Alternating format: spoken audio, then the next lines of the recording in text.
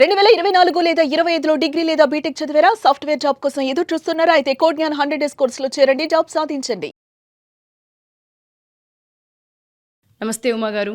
నమస్తే అమ్మా. ఈ మహాశివరాత్రి పర్వదినాన్ని తీసుకొని జాగరణ కార్యక్రమాన్ని నిర్వహిస్తూ అందులోని అభిషేకాలు, హోమాలు, దాంతోపాటు కుంకుమ అర్చనలు, మంత్రోచ్చరణ, లక్ష బిలువార్చన ఇలా ప్రతి ఒక్కటి జాగరణ కార్యక్రమంలో అత్యంత దేదీప్యమానంగా కార్యక్రమాన్ని నిర్వహిస్తూ ఉన్నారు మీరు అని చెప్పొచ్చు.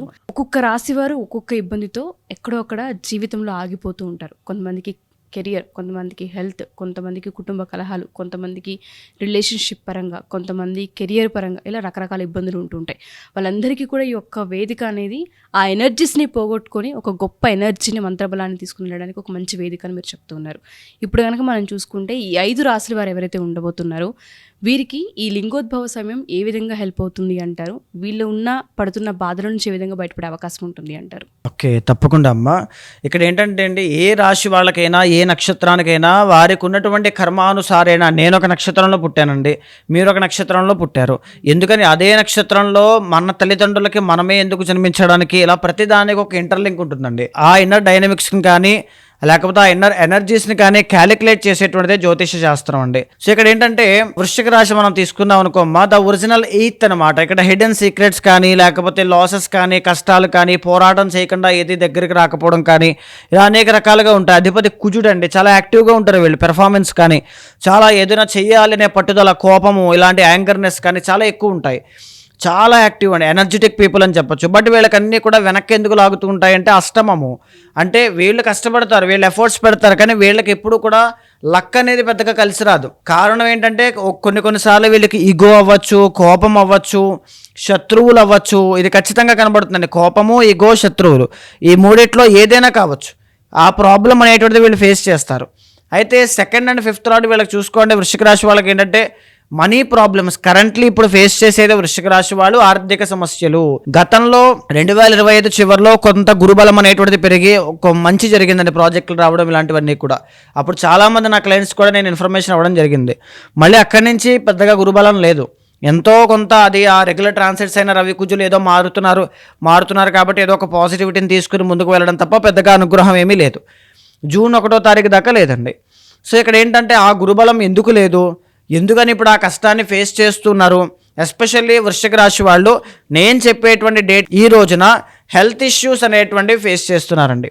ఆరోగ్య సమస్యలు ఎంత వద్దన్నా వస్తాయి వృశ్చిక రాశి వాళ్ళకి, తెలియనటువంటివి. ఎస్పెషల్లీ ఇక్కడ చూడండి, వృశ్చికంలో చంద్రుడు నీచస్థితి పడతారండి. చంద్రుడు అంటే మనసు, మైండ్. రెండవది డైజెషన్. ఖచ్చితంగా డైజెషన్ ప్రాబ్లమ్స్ కానీ, మానసికమైనటువంటి ఒత్తిడి కానీ, ముందుకు వెళ్ళలేకపోవడం, ఇంకా ముందుకు వెళ్ళలేమేమో, ఇంకా అయిపోయిందేమో అనే ఒక భావన. కానీ అన్ని మామూలుగానే వెళ్తాయండి, కానీ ఆ భావన అలా పుడుతూ ఉంటుందన్నమాట. సో దాని నుంచి బయటికి రావాలి అంటే కర్మ నుంచి బయటికి రావాలి. అంటే మనం తెలుసో తెలియకో చేసుకున్నటువంటి పాప కర్మలు, మనం ఎంతైతే తెలుసో తెలియకో పాపం చేస్తామో మనం పుణ్యం చేసే కొద్ది కూడా మన పుణ్యకర్మ పెరుగుతూ ఉంటుంది. ఎప్పుడైతే ఇలాంటి పుణ్యతిథులు, మహాశివరాత్రి లాంటి పుణ్యతిథుల్లో మన స్వామివారికి అభిషేకము కానీ, హోమము కానీ, జపము కానీ, ధ్యానము కానీ ఏవైతే చేస్తామో, ఇప్పుడు చూడండి వైశాఖ పురాణంలో వైశాఖ పౌర్ణమి నాడు 1 ఒత్తితో వెలిగిస్తే మహాపాతకములు పోతాయి, 10 ఒత్తులతో వెలిగిస్తే ఉపపాతకములు పోతాయి. ఇలా ఒక క్యాలిక్యులేషన్ ఉంటుంది. ఎలా ఉంటుంది? ఆ యొక్క తిథి యొక్క విశిష్టత లాంటిది, ఆ రోజు దీపం యొక్క విశిష్టత లాంటిది. అలాగనే మహాశివరాత్రి నాడు లింగోద్భవ కాలంలో ఎవరైతే జప, పారాయణ, అర్చన, అభిషేక, హోమాది క్రతువుల పూర్వకంగా స్వామివారికి అభిషేకాన్ని నిర్వహిస్తారో, లింగోద్భవ కాలంలో జపంలో ఉంటారో, ఆయన మనసా వాచా కర్మణ ప్రార్థిస్తారో, వారి యొక్క కర్మ నుంచి వారు తప్పకుండా బయటకు వస్తారు. దీంట్లో తిరుగులేదండి, ఖచ్చితంగా బయటకు వస్తారు. అయితే వృశ్చిక రాశి వాళ్ళకి గురుబలం లేకపోవడం, గురువుకి అధిపతి ఎవరండి? శివుడు మళ్ళీ. సో ఈ మహాశివరాత్రి నాడు చేసుకోవడం వల్ల గురుబలం పెరుగుతుంది. తర్వాత కేతువు కానీ వీళ్ళందరూ కూడా అనుగ్రహిస్తారు. కెరీర్ బాగుండాలి, ఆల్రెడీ బాగున్నా ఎందుకు ఇబ్బంది అంటే గురుబలం లేక.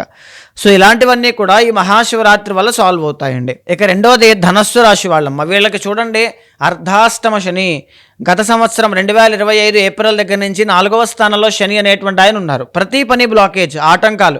ఈరోజు అవ్వాల్సిన పని 10 రోజుల దాకా పోస్ట్ పోన్ అవుతుంది. తల్లికి ఇబ్బందులు, కుటుంబ సభ్యుల మధ్య ఒడిదుడుకులు, ఒత్తిడి ఇలాంటివి పెరగడం కానీ, లేకపోతే నష్టాలంటే వస్తాయండి, మనీ రావడం వస్తాయి, బట్ ముందుకు వెళ్ళదు అనమాట. ఏదో స్లోగా చేద్దాంలే, వీళ్ళల్లో కూడా బద్ధకం పెరిగిపోవడం, పెర్ఫార్మెన్స్ తగ్గిపోవడం, ఇలాంటివండి ఆటంకాలన్నీ కూడా.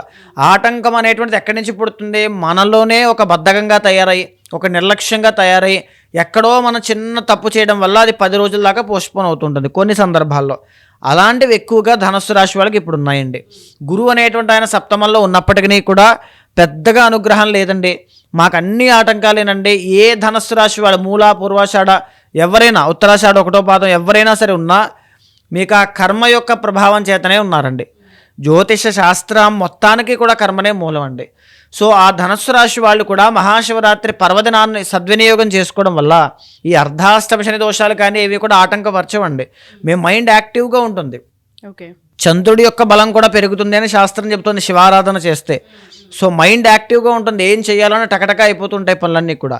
నెక్స్ట్ మకర రాశి వాళ్ళు తీసుకుంటే అంటే గురుబలం అనేటువంటిది లేదు. 2nd హౌస్లో రాహు చేసేటువంటి పనిలో కలిసి రాకపోవడం, 2ndలో రాహు డబ్బు నిలబడకపోవడం, విద్యలో ఆటంకాలు రావడం. 2nd అంటే ఏమవుతుందండి? కుంభరాశి. కుంభము అంటే ద ఒరిజినల్ 11th అనమాట. సో అక్కడ 11th, ఇక్కడేమో ఇది 2nd. దీని అర్థం ఏంటి అంటే వీళ్ళే కష్టపడి ఆర్గనైజ్ చేసి, వీళ్ళే కష్టపడి అడ్మినిస్ట్రేషన్ అన్ని చూసుకున్న తర్వాత కూడా వీళ్ళకి ఏదో ఒక పేరు వస్తుంది, ఏమీ చేయలేదు అని. ఇదే ఉంటుంది 2nd హౌస్లో రాహు అంటే. సో ఇలాంటి వాటి నుంచి బయటపడాలి. రాహుకి అధిపతి ఎవరండి? దుర్గాదేవి. గురుబలం అనేటువంటిది లేదు. గురువుకి అధిపతి ఎవరు? పరమేశ్వరుడు, శివుడు. సో ఎప్పుడైతే దుర్గాదేవికి శివుడికి కలిపి హోమాది క్రతువులు కానీ, అభిషేకం కానీ, కుంకుమార్చన కానీ మీరు చేస్తారో, అది కూడా మహాశివరాత్రి పర్వదినం లాంటి రోజుల్లో మీరు చేస్తారో, గురుబలము రాహుబాధల నుంచి మీరు బయటకు వచ్చేస్తారు. అసలు ఏ ప్రాబ్లము మీకు కనబడదండి. నెక్స్ట్ మనం తీసుకుంటే కుంభరాశి అమ్మ. కుంభరాశి వాళ్ళకి 2nd హౌస్లో శని. 2nd హౌస్లో శని అంటే లాస్ట్ ఫేజ్ ఆఫ్ ఏలినాటి శని. ఈ ఫేజ్లో ఏం జరుగుతుందంటే ఎస్పెషల్లీ డబ్బులు వస్తాయండి, ఉంటాయి. ఒక 100 రూపాయలు ఉన్నాయనుకోండి, 150 రూపాయలు పెట్టుబడి పెట్టాలనుకుంటారు. ఆ 50 రూపాయలు అప్పు చేస్తారు. ఆ 150 రూపాయలు తెలియని దాని మీద, అంటే తెలిసిన దాని మీద పెట్టుబడి తెలియని దాని మీద మోసపోవాలి కదండి. మరి తెలియని దాని మీద పెట్టుబడి పెట్టి ఆ 50 రూపాయలు అప్పు అయ్యి 150 రూపాయలు పోగొట్టుకుని ఆ 150 వస్తాయేమో అని చెప్పి ఇంకొక 50 రూపాయలు ఖర్చులు పెట్టుకుంటారు. సో ఇక్కడ చూసారండి ఏమేందో, 100 రూపాయలు ఉన్నాయి, ప్రశాంతంగా ఉండలేక ఆ శని అనేటువంటి ఆయన ప్రభావం అలాగే ఉంటుందండి. 150 రూపాయలు పెట్టుబడి పెట్టి మోసపోయి 50 రూపాయలు అప్పు అయ్యి 50 రూపాయలు ఖర్చులు పెడతారు. ఈ రకంగానే ఎక్కువగా కనబడుతుంది. ఈ కాళ్ళకి సంబంధించిన నొప్పులు, ఏదో ఒక విధంగా హెల్త్ ఇష్యూస్, ఒక పని మీద తిరిగి తిరిగి తిరిగి ఆ పని పూర్తవక అలసిపోయి ఇబ్బందులు పడుతూ ఇలాంటివన్నీ కూడా ఫేస్ చేపిస్తారండి. శని ట్రిగర్ అయినప్పుడల్లా కూడా అలాంటి ప్రభావాలే ఇస్తారండి. ఆయన్ని కుదురుగా ఉండనివ్వరు. ఏదో ఒక పని, ఎవరో ఒకళ్ళు పరిచయం అవుతారు మోసం చేసేవాళ్ళు. సో వాళ్ళు ఏదో చెప్తారు, మాటలన్నీ అది ఇది అనుకుంటారు, ఓకే అనుకుంటారు, అంతే. తర్వాత డబ్బులన్నీ పోతాయి, కష్టపడిందంతా పోతుంది. సో ఇలాంటి ప్రభావాల నుంచి బయటికి రావాలి అన్న, గతంలోనే మేము ఇలాంటివన్నీ చూసేసామండి అని చాలా మంది చెప్తూ ఉంటారండి నేను చెప్పినప్పుడు జాతకంలో. ఆ టైం ఇంకా ఉంది అంటే మళ్ళీ మళ్ళీ మళ్ళీ మళ్ళీ ఏదో ఒక ప్రభావం కనబడుతూ ఉంటుంది. సో అలాంటివి రాకుండానే మహాశివరాత్రి పర్వదినాన కుంభరాశి వాళ్ళు ప్రతి ఒక్కరూ కూడా పాల్గొనండి. అందులో చేసేటువంటి వాటి వల్ల మీ బెనిఫిట్స్ ఏంటి అంటే సుదర్శన హోమం ఉంటుందండి, ఏలినాటి శని తగ్గిస్తుంది. కాళీ హోమం ఉంటుంది, శని యొక్క ప్రభావాన్ని తగ్గిస్తుంది. తర్వాత దుర్గా హోమం ఉంటుంది, రాహు యొక్క జన్మరాహు అండి.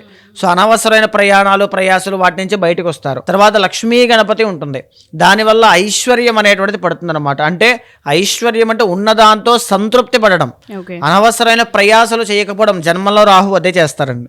అయితే మీనరాశి మనం తీసుకుంటే 2nd ఫేజ్ ఆఫ్ ఏలినాటి శని, దీన్నే జన్మశని అంటాం. హెల్త్ ఇష్యూస్ తీవ్రంగా ఉండి, లేకపోతే రాంగ్ ఇన్వెస్ట్మెంట్స్, వీళ్ళు కూడా అంతేనండి. సో అసలు జనరల్లీ మీనరాశి వాళ్ళు అంటే డబ్బు నిలబడవు, ఎంత తొందరగా వస్తాయో అంతే తొందరగా పోతాయి అన్నమాట. సో దాంతోపాటుగానే 12th రాహు, అలవాట్లు, ఏదో ఒక అలవాటు, అది డబ్బు ఖర్చు పెట్టడం కూడా ఒక అలవాటేనండి. లగ్జరీగా ఖర్చు పెట్టేటువంటి అలవాటు కొంతమందికి ఉంటుంది. వాళ్ళ దగ్గర రూపాయి లేకపోయినా 10 రూపాయలు అప్పు చేసి మరీ 10 మంది కోసం గొప్పగా ఖర్చు పెడుతూ ఉంటారు.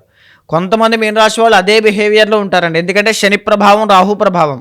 గురుబలం ఒకటి లేదు, అంటే పెద్ద పెద్ద అమౌంట్స్ రావాల్సినవన్నీ బయట ఆగిపోవడం, వీళ్ళకి ఆ స్కిల్ ఉన్నా టాలెంట్ ఉన్నా గుర్తించలేకపోవడం, వీళ్ళే ఒక సఫోకేషన్ ఫీల్ అవుతుంటారండి. అలాంటి ప్రభావంలో ఎవరున్నా మహాశివరాత్రి పర్వదినాన ఫిబ్రవరి 15వ తారీఖు హైదరాబాద్ నగరంలో జరిగేటువంటి కర్మ ప్రాయశ్చిత్త రుద్రతంత్రంలో పాల్గొనండి. ఎప్పుడైతే ఏ రాశి వాళ్ళు అక్కడ మీరు పాల్గొని మీరు చేస్తారో, వేద పండితుల యొక్క ఆశీర్వచనాన్ని అందుకుంటారో, ఒక బ్లెస్సింగ్స్ అండి, ప్యూర్ బ్లెస్సింగ్స్ అనమాట. ఆ పాజిటివ్ ఎనర్జీ ఎక్వైర్ చేసుకున్న తర్వాత జీవితంలో ఏదైనా నేను సాధించగలను. మీరు ఎక్కడ జాగ్రత్త పడాలి, మీరు ఎక్కడో 1000 రూపాయలు 100 కోట్లు నష్టపోయేటువంటి దాంట్లో 10 రూపాయలతో పోగొట్టుకుంటారు అంతే. అంటే ఆ మినిమైజ్ అయిపోతుంది, ఆ కర్మ అంతా కూడా రెక్టిఫై అయిపోతుంది. సో తప్పకుండా ప్రతి ఒక్కరూ కూడా సకుటుంబ సపరివార సమేతంగా పాల్గొనండి. రాలేని పక్షంలో కనీసం లైవ్లోనైనా వీక్షిస్తూ స్వామివారి యొక్క కైంకర్యాలు హోమాది క్రతువులు వీక్షిస్తూ ఇంట్లో నుంచి దర్శనం చేసుకునే ప్రయత్నం చేయండి. అద్భుతమైన శుభ ఫలితాలు ఉంటాయి. తప్పకుండా ఉమాగారు. సో ఈ 5 రాశుల వారి కనుక మనం చూస్తే చాలా డీటెయిలింగ్గా ఉమాగారు చెప్పడం జరిగింది. ఒక్కొక్క రాశి వారికి ఒక్కొక్క దగ్గర ప్రాబ్లమాటిక్ కనిపిస్తుంది. అది ఎస్పెషల్లీ కెరియర్కి హెల్త్కి చాలా డ్యామేజ్ని కూడా క్రియేట్ చేసే విధంగా ఉంది.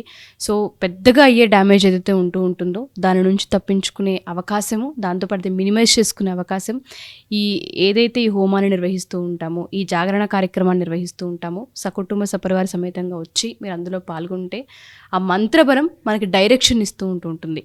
కొంత మన ఆలోచన శక్తిని మార్చే అవకాశాన్ని ఇస్తూ ఉంటుంది. సో మీలో ఎవరైనా సరే ఈ కార్యక్రమంలో పాలు పంచుకోవాలనుకుంటే కింద స్క్రోల్ అవుతున్న కాంటాక్ట్ నెంబర్ని కాంటాక్ట్ చేస్తే ఉమాగారి టీం మీకు అందుబాటులోకి వస్తారు. థ్యాంక్ యూ అండి. Thank you so much. నమస్తే అమ్మా.